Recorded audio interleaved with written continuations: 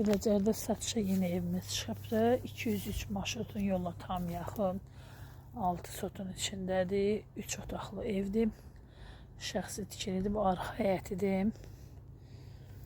Girişi qaydan da çəkəcəm. Şəxsi tikilidir. Bu həyətin də əl yeri cücə damıdır yəqin ki bu. Üstü bağlı.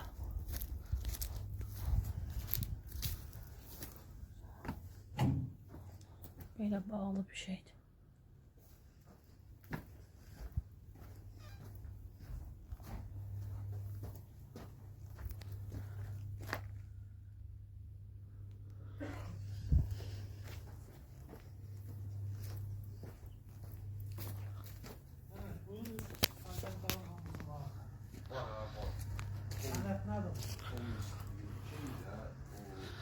Evet de meyve ağaçları var.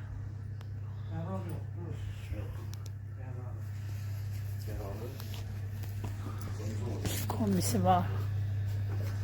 Şəxsi tikilidir. Buranı gələcəkdə bağlayıb otaq kimi də eləmək olar. Cam balkon elə. Üstən düzəldib şıbqa vurdur. Olsun gözəl bir otaq kimi. Arxa həyətin girişi. Otaqdandır. Burada bir dənə zal. Burada bir otaqdır.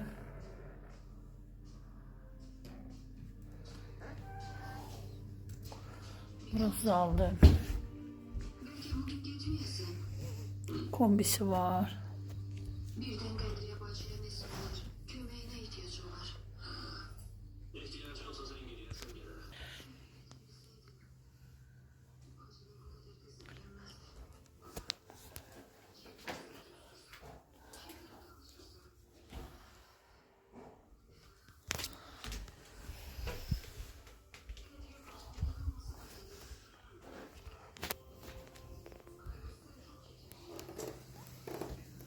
Mətbəx. Pəncərəsi səyətinə baxar. Kombisi var. İnterneti var.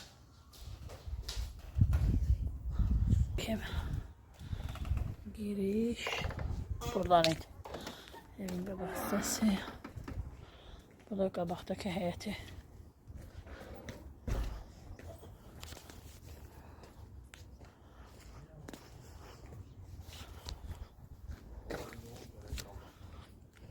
Həyəti böyükdür.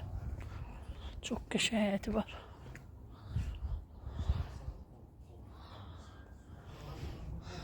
Yola da marşrutu da yaxındır. 203 marşrutuna yaxındır. Qeydiyyat propiskadır. Yolu sənəti qeydiyyata düşmək olar.